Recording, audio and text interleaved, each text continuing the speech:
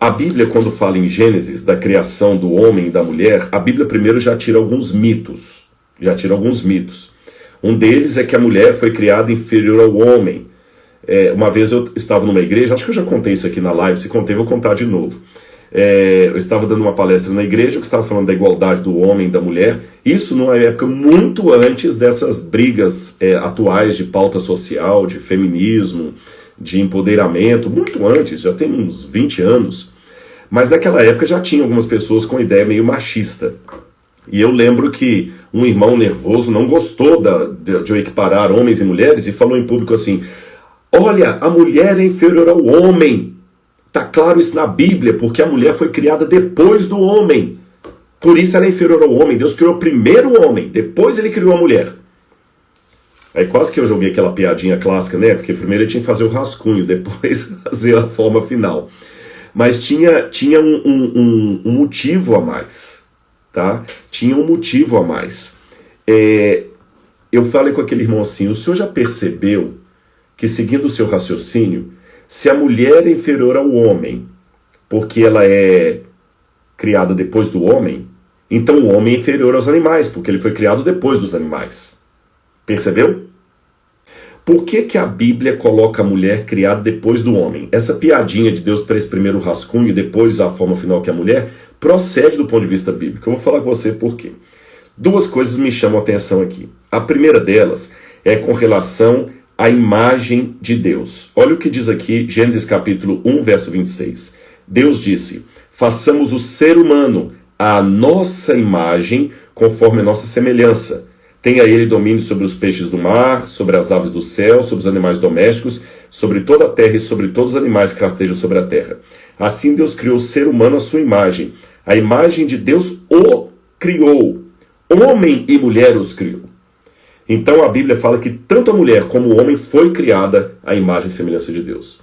Agora, quando Deus foi criar o Adão, de acordo com o texto hebraico do Gênesis, olha a forma como Deus trabalha. Diz assim, 2 verso 7 de Gênesis: então o Senhor Deus formou o homem do pó da terra.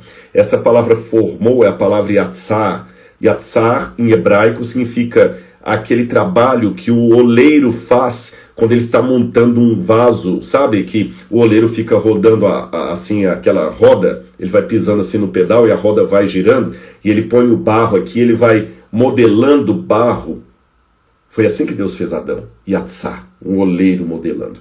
Mas quando fala que Deus formou a mulher, Gênesis 2, 22, diz assim: e da costela que havia tirado o homem, o Senhor Deus formou uma mulher e levou até ele. Aí esse formou para a mulher não é Yatsar, não é o oleiro modelando um barro. É a palavra banar. Banar significa construir um prédio, uma estrutura complexa. Ou seja, o que é mais fácil construir? Pergunta para um arquiteto. O que é mais fácil construir? Por mais que tenham vasos maravilhosos, a obra de arte de um vaso bem feitinho ali, bem modelado, é muito bonita. Mas o que é mais complicado de construir? O que envolve mais detalhes, mais característica artística? Um vaso bem modelado ou um edifício? É lógico que o edifício tem que envolver planta, tem que envolver estrutura, cálculo, uma série de coisas, tempo. Então Deus de propósito fez o Adão de maneira incompleta e Eva foi mais complexa. E por que Deus não criou os dois juntos? Porque ele queria que Adão sentisse falta do que não existia. Esses detalhes do texto hebraico do Gênesis me revelam, isso aqui não é paixão, não é poesia no sentido ocidental da palavra, é poesia no sentido oriental. Mas estou falando, não é poesia no sentido ocidental de romantismo barato. Isso aqui mostra um Deus que se importa. Tem um teólogo chamado Pannenberg, que ele desenvolveu muito a teologia, não é o único, tem outros também, a teologia do Deus que sofre, do Deus que tem paixão, do Deus que tem sentimento, porque alguns teólogos medievais, para fugir daquela ideia de um Deus muito grego, muito humano, um Deus que embriaga, um Deus que faz sexo com as mulheres, como era Poseidon, como era Zeus, como era o próprio Hades, sei lá, todos esses deuses aí do Olimpo, para fugir a essa ideia de um Deus demasiadamente humano. Muitos teólogos medievais criaram a ideia de um Deus completamente desumano. Aliás, não só teólogos medievais, mesmo alguns docetas da época de João. Docetas, Rodrigo, o que é esse docetas? Quem faz doce? Não. Docetas foi um grupo herético que surgiu na época do apóstolo João e que eles ensinavam, por exemplo, que Deus não pode sofrer dor nenhuma, Deus está acima da dor, está acima de tudo. Então, por isso, Jesus não pode ter encarnado de verdade. Olha o que os docetas diziam. Porque naquela época havia um setor da filosofia grega, que, principalmente os estoicos e epicureus, que batiam palma demais para aqueles homens que conseguiam, através da sua capacidade intelectual, estar acima da dor, do sentimento, da paixão, da vontade. Eles controlavam de tal maneira o corpo que eles podiam receber uma pancada que eles continuavam firmes, podiam ser seduzidos que continuavam firmes, podiam fazer cosquinha no pé dele que ele continuava firme. Então, se havia esses homens e eles eram tão admirados, o Deus Supremo também tem que ser assim. Ele tem que estar acima de qualquer sentimento. Senão ele vai ser como os deuses do Olimpo. Aí muitos cristãos falaram, então Jesus também tem que ser assim. Para ser assim, então não posso falar que Jesus sofreu. Jesus fingiu que sofreu. Ele aparentou sofrer. A palavra aparentar ou parecer é a palavra dokel em grego, e da palavra dokel vem a palavra docetismo, ou docetas, aqueles que dizem que Jesus aparentou ser humano, mas ele não era humano de verdade. Então, embora eu concorde que, em parte, nós não podemos tornar Deus tão refém de sentimentos como os seres humanos, mas eu também não posso eximir Deus de sentir. Deus sente. Um Deus que sente, um Deus que tem amor, um Deus que sofre. Eu sei que Deus está acima do bem e do mal, mas tem uma faceta do caráter dele revelado pela Bíblia, onde Deus, gente, e presta atenção que isso aqui é para você, Deus é apaixonado por você. Já parou para pensar nisso? Quando alguém fala que você não vale nada, o Criador é apaixonado por você. Gente, isso para mim é demais. Se o diretor da Sony Music fala que eu sou um excelente cantor, eu não tô nem aí porque acho que eu não canto direito, porque um cara especializado em música falou que eu canto bem. Você está percebendo o que eu quero dizer? O Criador do universo gosta de você. Ele sentiu a sua falta antes que você existisse. Um Deus que em si mesmo se basta por um mistério que eu não consigo explicar, só testemunhar. Ele sentiu falta da humanidade e nos criou. E nos criou com esmero, capricho, carinho. Sabe, quando alguém está fazendo uma obra de arte e tudo. Por exemplo, eu tenho aqui uma imagem, está até separada aqui, que eu vou dar uma entrevista para a TV, eu vou falar desse sujeito aqui, vocês vão ver depois aí na TV. Esse aqui é o rei Gudea, o rei de Lagash. Ele foi rei mais ou menos na época de Abraão. Lagash é uma das cidades ali da Suméria. Quem esculpiu essa imagem, esculpiu com detalhes, com esmero. Depois de ter esculpido, ele olhou para ela e falou assim, puxa, como está bonita, como Miguel Ângelo esculpindo Moisés. Deus também sentiu um prazer tremendo quando ele nos criou. Só que mais do que simplesmente fazer uma obra de arte, o prazer que Deus sentiu é aquele mesmo que os pais sentem quando o seu primeiro filho, o filhinho, fala assim, mamãe, papai, pela primeira vez, chama você pelo nome, vem correndo. Um Deus que ama. E a Bíblia fala que o primeiro encontro da humanidade com Deus foi o encontro da criação. Deus queria se relacionar conosco. Pelo que dá a entender na Bíblia, Deus sempre vinha ao jardim estar com eles. Olha que faceta paradoxal, mas não contraditória. Deus onipresente está em toda parte do universo. Mas apesar de estar em todo lugar, ele vem até o jardim. Percebeu isso? Teoricamente, Deus não precisaria vir, porque ele já está em toda parte. Não existe um lugar onde Deus não esteja.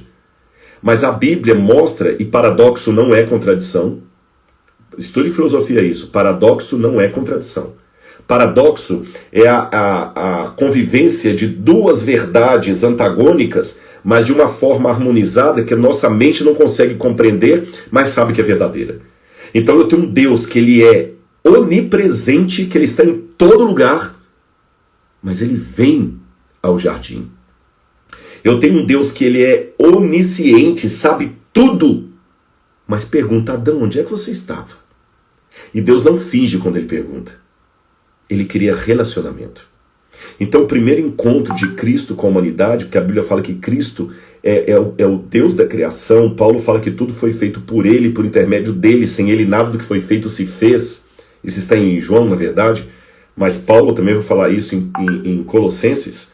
Ele é o princípio de todas as coisas. Jesus veio. Agora imagina um pouquinho aqui comigo, quando Adão e Eva, cada um na sua ordem, abriu o olho pela primeira vez, o que ele viu?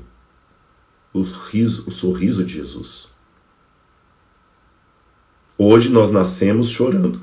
A gente não vê o sorriso de Jesus quando a gente nasce. Mas Adão teve esse privilégio. Só que você sabe a história. Veio o pecado, e o pecado causou uma ruptura entre o céu e a terra. Deus não podia mais vir.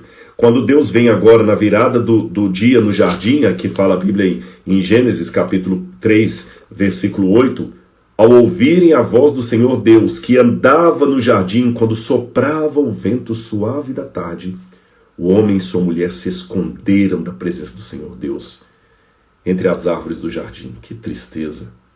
Eles antes almejavam a presença de Deus, agora eles fogem de Deus. E Deus falou assim, olha, eu falei que no dia que vocês comessem do fruto, vocês morreriam, não falei? O Senhor falou, mas por favor, nos perdoe, porque eu tenho certeza. O texto me permite dizer que Adão e Eva estavam apavorados e certamente eles imploraram por misericórdia. Deus falou assim, mas a lei diz que vocês deveriam morrer. Mas não nos mate, nos perdoe. Eles nem sabiam direito que era morte, mas sabiam que era coisa ruim. Deixar de existir. Aí é interessante que a Bíblia conta que Deus, depois que deu a maldição para a serpente, para a natureza e tudo mais, a Bíblia diz assim, olha, Gênesis capítulo 3, versículo 21. O Senhor então fez roupas de peles, com as quais vestiu Adão e Eva. Raciocina comigo um pouquinho. Roupa de pele é roupa de couro. Onde Deus arrumou essa pele? Será que Deus criou uma pele morta? Eu creio que não. Nas entrelinhas desse texto aqui, alguém foi morto. E eu deduzo, com base inclusive em muitos autores judeus, da Mishnah, da Talmud, que aqui houve o primeiro sacrifício da humanidade. E eu deduzo, Rodrigo, que como a pessoa que tem que fazer o sacrifício é o sacerdote humano, é ele que tem que matar, Deus deve ter pego um cordeiro. Isso aqui eu não estou inventando não, o texto permite essa leitura e há muito comentarista cristão e judeu que fala exatamente o que eu vou dizer para vocês aqui agora. Deus trouxe um cordeiro até Adão e falou, Adão, mata. Senhor, mas mata. Eu falei que no dia que vocês comessem, alguém teria que morrer? E esse cordeiro que vocês estão matando, serei eu no futuro. Eu vou perdoar vocês. Mas para eu perdoar vocês, isso vai me cobrar muito caro. Vai me custar caro. Muito caro. Ou seja, se o seu filho quebra um copo que você tinha ganhado de presente, ele fala, papai, me perdoa, quebrei sem querer. Tá bom, filho, tá bom, é um copo. Só que para Deus perdoar, não basta falar, tudo bem, deixa para lá. Alguém tem que pagar pelo dano. E o próprio Deus, na pessoa de Jesus, pagou pelo dano. O céu e a terra foram rompidos. E Deus agora tinha que se mostrar para o homem através de uma nuvem no Sinai, porque o homem não entendia, através de uma tenda no deserto, porque o homem agora tinha medo, nós fugimos de Deus. A gente tinha medo do trovão de Deus. O andar de Deus agora provocava trovão, tanto é que no Gênesis diz que Deus andava na virada do dia. Alguns comentaristas sugerem que seria assim, no vento da tarde, quando Deus veio agora, os passos dele eram como fossem passos de relâmpago, trovões e vozes, como vai ser depois. O primeiro encontro de Cristo com a humanidade passou, o encontro da criação. Mas aí Deus preparou o segundo encontro de Cristo com a humanidade. O Evangelho de João fala qual foi esse encontro. Evangelho de João, capítulo 1. Evangelho de João, capítulo 1, versículos 1 em diante. Eu vou ler aqui para vocês. No princípio era o Verbo, e o Verbo estava com Deus, e o Verbo era Deus. Quando você lê isso aqui em grego, é interessante que fala assim, enahen hologos. No princípio era o verbo. Kai hologos en prostonteon. E o verbo estava com Deus. Só que essa forma como está escrito no grego, kai hologos en prostonteon, essa palavra prostonteon em grego significa o verbo estava face a face com Deus. Ou como diz em hebraico, panim le panim. Sabe, face a face, olho no olho, íntimo. E continua o texto, ele estava no princípio com Deus. Todas as coisas foram feitas por intermédio dele, sem ele nada do que foi feito se fez. A vida estava nele, e a vida era a luz dos homens. A luz resplandece nas trevas, olha o Gênesis, haja luz, e as trevas não prevaleceram contra ela. Aí diz o verso 10. O verbo estava no mundo. O mundo foi feito por meio dele, mas o mundo não o conheceu. Ele veio para o que era seu, e os seus não o receberam. Mas a todos que o receberam, deu-lhes o poder de serem feitos filhos de Deus, a saber os que creem no seu nome. O segundo encontro de Deus com a humanidade foi o encontro da encarnação. Tem uma história, uma parábola, que eu já contei várias vezes, eu vou pedir licença para contar de novo, porque ela ilustra bem aqui. Ela é de Philip Yancey. Philip Yancey contava de um amigo que tinha um aquário com peixes de água do mar. E ele notava que todas as vezes que ele chegava para trocar a água, os peixes corriam dele, imagina? Os peixes fugiam. Ele jogava a ração, os peixes fugiam, os peixes ficavam apavorados. E ele ficava frustrado com aquilo, ele falava, poxa, eu amo tanto esses peixes, eu cuido deles, eu os crio, gasto caro e eles correm de mim. O que eu faço? Aí um amigo falou, olha rapaz, eles morrem de medo de você, que você parece um deus para eles. Ele falou, como é que eu faço para eles me amarem? O amigo falou, só tem um jeito. Se você virar um peixe e cair dentro da água. Aí eles não vão fugir de você. Mas eles podem te rejeitar também, porque você já não é tão assustador mais. Salvaguardadas as devidas proporções, foi isso que Jesus fez. É interessante que no Antigo Testamento, quando Deus estava no alto do Sinai e o povo apavorado lá embaixo, Deus falou com Moisés assim, Moisés, por que eles estão com medo? Moisés falou, Senhor, eles estão apavorados por causa da tua glória. Moisés, não está certo isso não. Faz o seguinte, faz uma barraca para mim lá embaixo, uma tenda, que eu vou morar no meio deles. É isso, Senhor? Eu vou te mostrar um modelo, como é que você deve fazer esse santuário, e eu vou morar no meio deles. E a glória de Deus diminuiu do Sinai, e Deus baixou e começou a morar no meio do acampamento. E agora o pessoal via a glória de Deus, que vai ser chamada depois de Shekinah, essa palavra não tem na Bíblia, né? Dentro do santuário. Deus estava ali com eles, e a nuvem acompanhando. De dia era uma sombra, à noite uma coluna de fogo, acompanhando, cuidando. No Novo Testamento, quando o Evangelho de João diz, e o verbo se fez carne, verso 14, e o verbo se fez carne e habitou entre nós, cheio de graça e de verdade, a palavra o verbo se fez carne é a mesma palavra grega para a palavra farão um tabernáculo para que eu possa habitar no meio deles. É como se falasse assim, e o verbo se tabernaculou no meio de nós. Ou seja, o que Deus fez no Antigo Testamento, morando no meio de uma barraca, no meio do povo, numa tenda, no Novo Testamento, Jesus fez a mesma coisa quando ele pegou o corpo e veio morar no meio de nós. E olha o que João diz aqui. E vimos a sua glória, mas não mais fulgurante, aterrorizante. Vimos a sua glória, glória como do unigênito do Pai. Mas como é que nós vimos? Um pouquinho antes ele falou, cheio de graça e de verdade. Ai, gente, isso aqui me lembra muito aquele encontro de Elias com Deus, onde ele fugiu lá para o deserto do Horebe, e ele queria ver Deus até para morrer, e disse que passou um vento tempestuoso, o Senhor não estava no vento tempestuoso, depois passou um terremoto, o Senhor não estava no terremoto, depois um ciclo suave e calmo, e ali estava o Senhor. Sabe, tem uma música muito bonita em inglês, Mary, Did You Know? A tradução seria, Maria, você sabia? Você sabia, Maria?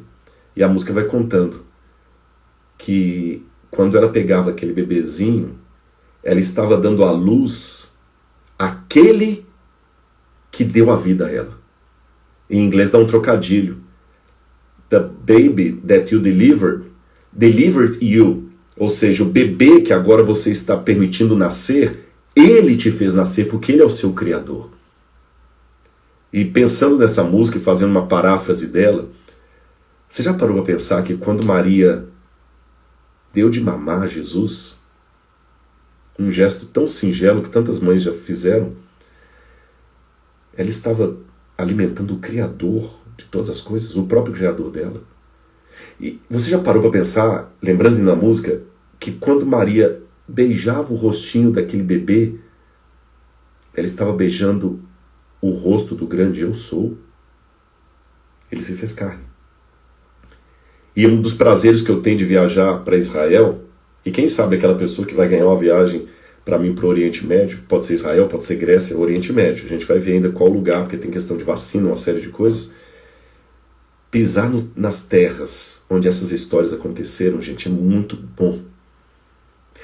Eu já fui mais de 30 vezes para Israel. Não tem uma vez que eu não chore em algum canto dali, como se fosse a primeira vez que eu estava chegando lá. Não tem uma vez. Quem já viajou comigo já sabe. De algum momento eu vou chorar. Ele esteve ali. Não é idolatria pelo lugar, não. Acho que vocês vão entender, não é idolatria. Quer ver? Eu tenho aqui, eu acho que eu já mostrei isso para vocês. Eu tenho aqui um carrinho.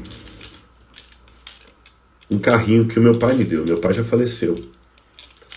Quando eu olho esse carrinho, não é o meu pai. Não posso idolatrar esse carrinho, nem fazer um culto a ele. Mas esse carrinho lembra o meu pai. Se eu comprar um outro igualzinho e alguém quebrar, paciência, eu compro outro, mas esse aqui eu não vou comprar outro. Foi ele que me deu e ele não vai dar outro.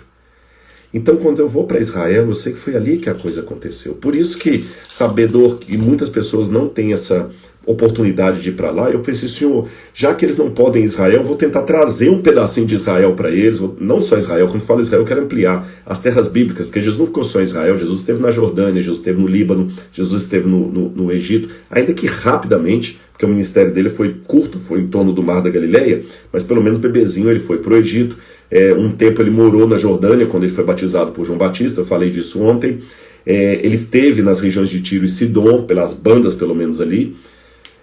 E fora isso, tem na Turquia os caminhos de Paulo. Paulo passou por ali, na Grécia. Ou seja, a história que a Bíblia apresenta aconteceu ali. Então, navegar no Mar da Galileia e saber aqui ele esteve, gente. Jesus viu essa água, esse mar. Mas, novamente, ele teve que ir embora, né? Ele teve que ir embora. Ele teve que ir embora e deixou uma promessa muito bonita. Uma promessa muito bonita de um outro encontro de Deus com a humanidade. O encontro da segunda vinda. João, capítulo 14, versículos 1 em diante.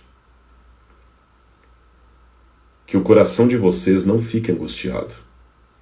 Vocês creram em Deus. Creiam também em mim. Na casa do meu pai há muitas moradas. Se não fosse assim, eu já lhes teria dito, pois eu vou preparar um lugar para vocês. E quando eu for e preparar um lugar, eu voltarei e os receberei para mim mesmo, para que onde eu estou, vocês estejam também. E vocês conhecem o caminho para onde eu vou. Essa linguagem de Jesus foi cheia de ternura, gente. Jesus fez essa palavra na noite em que ele fora traído por Judas. Lembra que eu falei do Pannenberg, e Wolfgang Pannenberg, aquele teólogo do Deus que sente, que se apaixona, que sofre, que curte a criação dele? Tentem visualizar comigo o quadro. Por que eu estou pedindo você visualizar esse quadro? Porque talvez muita gente que está me ouvindo agora, o que ele precisa é de uma imagem de um Jesus amigo, paterno, mas não paternalista. Um Jesus que acalma os que estão inquietos, mas desperta os que estão acomodados. Um Jesus que com dor fala no coração: Pedro, você tem certeza que você morreria por mim? Pedro, antes que o galo cante, 3 vezes você vai me negar, Pedro. 3 vezes você vai me negar. E aqui, nesse momento, ele viu que os discípulos estavam tristes. E Jesus já começou o processo de angústia dele aqui, porque poucas horas depois disso, ele ia começar a suar sangue no Getsêmani. E, gente, eu vou falar para vocês uma coisa. Eu vou tentar desenhar para vocês, descrever, tentar, não sei se vou conseguir, o que Jesus passou. Porque o livro de Hebreus fala que Jesus experimentou a morte por todos os homens. Ou seja, todas as angústias mentais da humanidade estiveram em Jesus no momento do Getsêmani e quando ele caminhava para lá.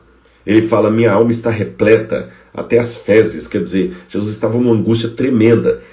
Eu que já passei depressão, eu sei o que é aquela angústia terrível, que não adianta o pessoal fazer promessa bíblica para você que não resolve, não adianta o céu estar azul, lindo, maravilhoso que não resolve, você fica triste, nada parece estar bom, a comida mais apetitosa para você parece isopor, com areia, sabe? Nada tem gosto, não tem sabor, não dá vontade de rir de uma piada, não dá vontade de nada. A sensação de alguém muito profundamente deprimido, eu vou descrever para vocês, porque como eu falei, eu passei por isso.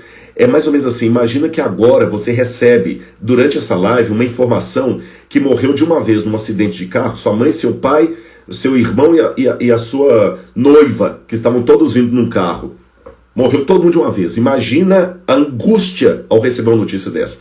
Imagina o desespero. Conseguiu imaginar essa dor?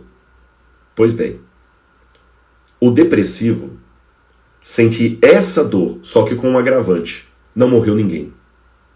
Então a dor de quem sofreu uma tragédia ainda é menor do que a dor do depressivo, porque quem sofreu uma tragédia, ele é consolado por todo mundo, porque é lógico que ele tem que estar angustiado, é lógico que ele tem que estar mal. Morreu a mãe dele, morreu o pai dele, ele está de luto, e perdeu tudo. Então eu também no seu lugar eu choraria. Só que o depressivo, ele não tem o que argumentar, ninguém morreu, ele não está passando fome, não está nada, mas por dentro ele está destruído. E ele mesmo não consegue, às vezes, lidar com o sentimento dele, porque ele não vê historicamente motivo para estar sentindo uma dor tão grande. Entendeu esse recorte que eu fiz? Foi assim que eu fiquei quando eu fiquei deprimido. Aí eu fico imaginando como Hebreus fala que Jesus experimentou a morte e a angústia por todos os homens. Jesus experimentou a minha depressão, elevada à máxima potência e multiplicada por todos os seres humanos da humanidade, de Adão até o último. Eu não sei humanamente como o corpo dele aguentou. E essa depressão, essa angústia de Jesus, mais do que uma questão meramente emocional, era uma depressão espiritual, porque ele estava em luta e o pai teve que se afastar dele, porque ele ia morrer como o cordeiro pelo pecado. Então, nesse momento, ele sentiu a ausência do pai. Agora que vem o amor dos amores. A gente fala muito da cruz, mas a demonstração de amor começa antes. Apesar dessa dor toda, ele encontrou um momento para confortar e dar esperança aos discípulos. E a expressão que ele usa, eu gostei dessa tradução aqui, eu estou apaixonado pela Nova Almeida atualizada. Que o coração de vocês não fique angustiado. Ele falou, meus filhos, não fique assim não. E é interessante que quando você estuda a cultura do Oriente Médio, uma coisa muito bonita é que aqui Jesus usa a mesma linguagem de um casamento. Porque no Oriente Médio Antigo, o noivo pagava o dote para casar com a menina. E como é que ele pagava o dote? Primeiro ele levantava o dinheiro do dote. Então ele fazia o contrato com a família. É como se ele tivesse casado no papel, mas só podia morar com ela depois de pagar o dote. Vocês entenderam? Como se fosse um noivado e um casamento. Só que os dois são considerados o casamento. Por isso que José já era marido de Maria, embora ele não pudesse ter relação sexual com ela. Porque entre o contrato entre as famílias, você vai levantar o dote. Então o noivo sai, contrata, eu vou me casar com ela, e ele faz duas coisas, para depois ele voltar para levá-la para a casa dele. Ele sai, então assim que funcionava o casamento na época de Jesus. Faz o acordo entre famílias, o João vai casar com a Maria, o pai da Maria estipula o preço do casamento com ela. Para casar com minha filha, você tem que pagar tanto de dote. Ele aceita, ele sai e começa a trabalhar para levantar o dinheiro do dote, porque ele não pode usar o dinheiro da pensão, da herança dele, o dinheiro do pai dele, é ele que tem que levantar o dinheiro.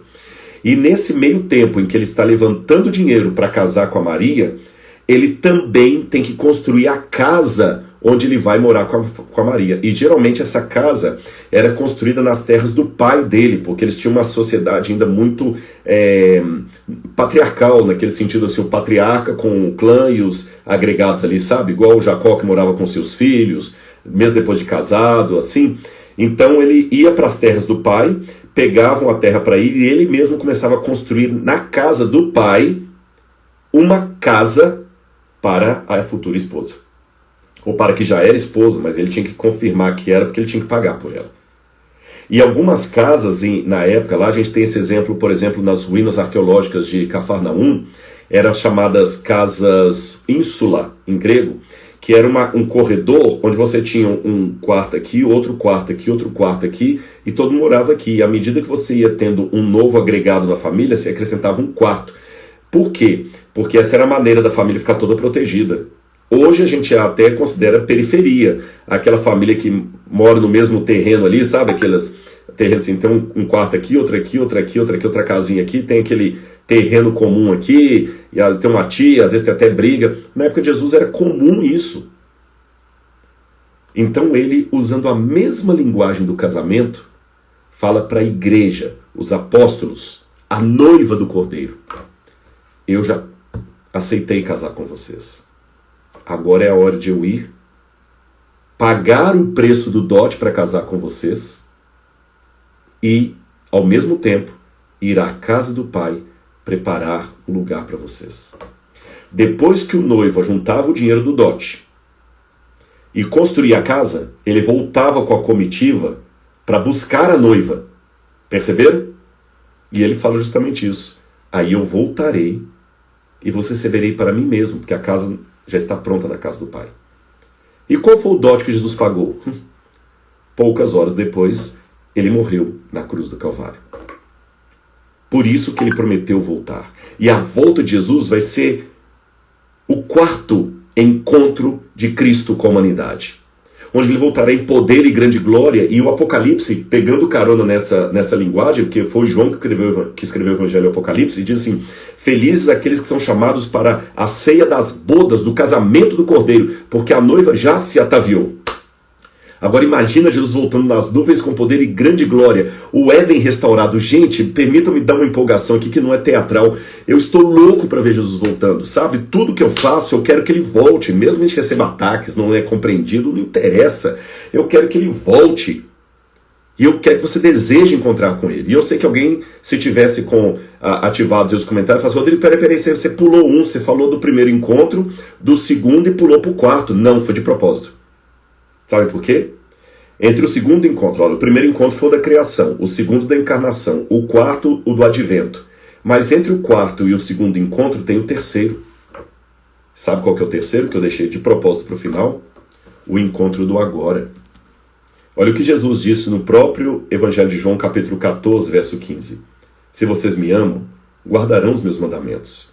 E eu pedirei ao meu Pai, e ele lhes dará outro Consolador, a fim de que esteja para sempre com vocês. É o Espírito da verdade, que o mundo não pode conhecer. E ele vai dizendo mais ainda também aqui, que ele fala: se alguém me ama, guardará os meus mandamentos.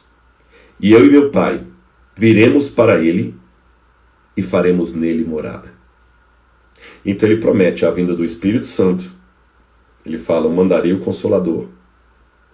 E além de mandar o Consolador, ele fala: eu e meu Pai faremos nele morada. O Consolador é o Espírito Santo. Deus Pai e Deus Filho. A Trindade faz morada em mim. Esse é o encontro do agora. O que no passado era o tabernáculo de Deus no deserto, hoje pode ser o meu corpo, que é templo do Espírito Santo, segundo Paulo. A encarnação de Cristo, há 2000 anos atrás, de certa forma se repete quando ele vem morar dentro de mim. De modo que, ao pegar um livro para ler, eu estou lendo junto com Jesus, num encontro da agora, que também cumpre uma promessa dele, dada em Mateus capítulo 28, e eis que estarei com vocês todos os dias, até a consumação dos séculos. Eu não deixarei vocês órfãos. E eu espero em Cristo Jesus que você que está me assistindo agora tenha um encontro com Cristo desse momento. Porque se você tiver esse encontro, eu prometo a você, não em meu nome, mas com toda certeza, não é eu acho, eu suponho, eu levanto a hipótese, não, eu tenho certeza. Você e Jesus serão sempre a maioria. Não importa o lugar, você e Jesus serão sempre a maioria. Ou como disse alguém, a maioria esmagadora. Então o encontro do advento só terá sentido na sua vida se antes do advento você tiver o encontro do agora. Esses são os 4 encontros de Cristo com a humanidade. O encontro da criação, o encontro da encarnação, o encontro do agora e o encontro por vir da volta de Jesus do advento. Que lindo será isso. Eu quero ver Jesus voltando e espero que vocês também.